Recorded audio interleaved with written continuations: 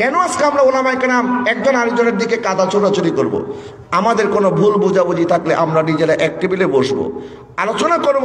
কেউ মনে করলো আমি ঈমান বিক্রি করার জন্য গিয়েছি, আবার যখন আমাকে চাপ প্রয়োগ করে যখন এই বিষয়টা বলতে বাধ্য করা হয় যে তুমি বলো তুমি ভুল করছো, জাতির সামনে তুমি তওবা করো, আচ্ছা এখন আমি বলেই দিয়েছি আমার কোনো দায় দায়িত্ব আপনাদেরকে আর আজকে থেকে নিতে হবে না। আমার দায় দায়িত্ব আমি নেব।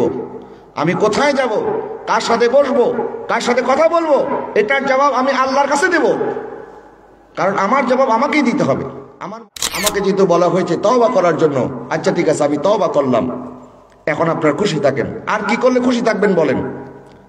আমি ক্লিয়ার করে দিলাম, কিন্তু এটাকে পুঁজি করে একদল মানুষ অনলাইনে ভাইরাল করে দিছে যে তার ঈমান চলে গেছে, নতুন করে মুসলমান হয়েছে। জেনে শুনে একজন মুসলমানকে অপবাদ দেওয়া, একজন মুসলমানকে তহমত দেওয়া, এটা যে কত বড় গুনাহ এটা সাধারণ মানুষের চাইতে ওই বক্তা নিজে জানে কি জানে না? কেন আজকে আমরা ওলামায়ে কেরাম একজন আরেকজনের দিকে কাদা ছোড়াছুড়ি করব? আমাদের কোনো ভুল বোঝাবুঝি থাকলে আমরা নিজেরা এক টেবিলে বসবো, আলোচনা করব। আমার কোনো ভুল থাকলে আপনি আমাকে সংশোধন করিয়ে দিবেন, আপনার কোনো জিনিস আমার কাছে ভুল মনে হলে আমি আপনাকে সংশোধন করিয়ে দেব। এটাই তো নিয়ম হওয়া দরকার, ঠিক কিনা বলেন না?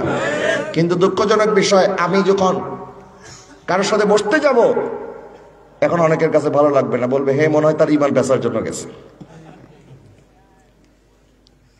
ঈমান কি এত হালকা বিষয়? এটা কি বিক্রি করার জিনিস? আচ্ছা বিক্রি করলে আমি ক্যামেরার সামনে গিয়ে কেন বিক্রি করব? যদি আমি টাকার কাছে বিক্রি হতে যাই, ক্যামেরার সামনে কেন করবো? এটা তো গোপনেই করা যায়। কথা বলে না, ঠিক কিনা? আচ্ছা এই গেল একটা।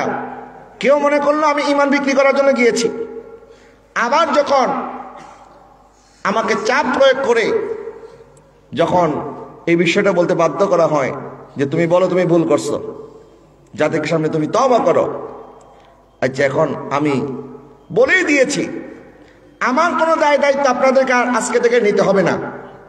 আমার দায় দায়িত্ব আমি নেব। আমি কোথায় যাব, কার সাথে বসবো, কার সাথে কথা বলবো, এটার জবাব আমি আল্লাহর কাছে দেব।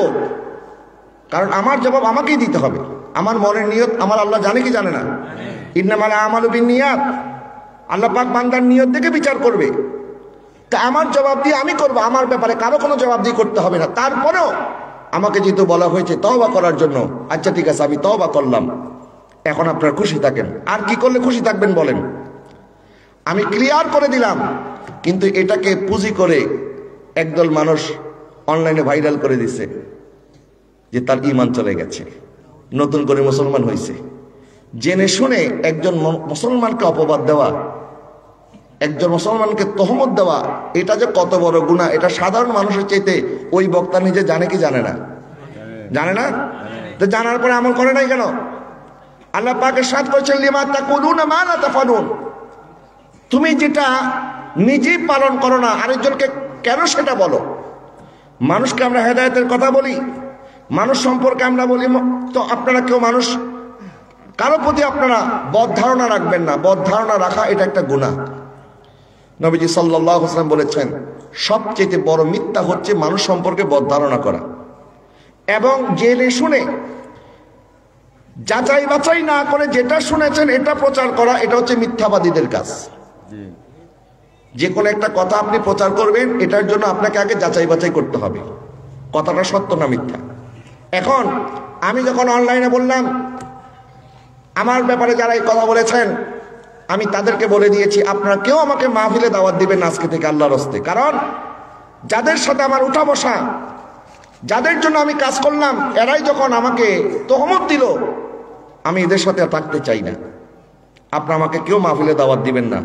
এই কথা বলার পরেও একজন বক্তা আমার ব্যাপারে তহমত দিয়ে বলতেছে আমি নাকি মাহফিল পাওয়ার জন্য লাইভ করেছি, আমি নাকি মানুষকে খুশি করার জন্য যে আমাকে যেন দাওয়াত দেওয়া বন্ধ না করে দেয়, অর্থাৎ আমাদের সুন্নিরা যেন আমাকে বেশি করে দাওয়াত দেয়, এই জন্য নাকি আমি তওবা করেছি। অথচ ওই লাইভের মধ্যে আমি বলে দিয়েছি আমাকে আজকে থেকে আর কেউ দাওয়াত দিবেন না।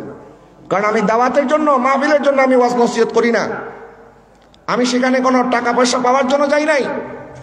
একজন মানুষ দাওয়াত দিয়েছে, একজনের দাওয়াতে আরেকজন যেতেই পারি।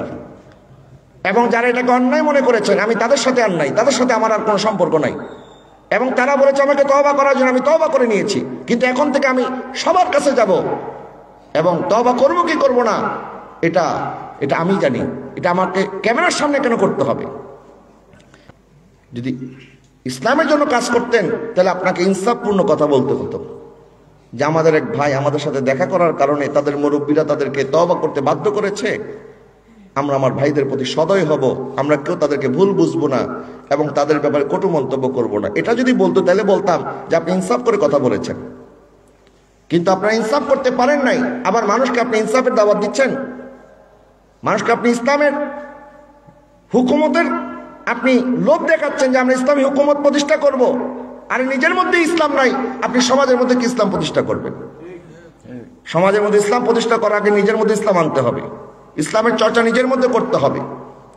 প্রিয় হাজরিন, তো আমি বলতেছিলাম এই জন্য এই সমস্ত ক্যামেরা এগুলো আমার খুব ভয় লাগে এখন, কারণ এগুলো আমরা বলবো একটা, কাইটা লাগাই দিবে আরেকটা। বড় দুঃখের মধ্যে আমরা আছি। আল্লাহ যেন আমাদের সবাইকে হেদায়েত দান করে, সবাই বলেন আমিন। এটা দোষ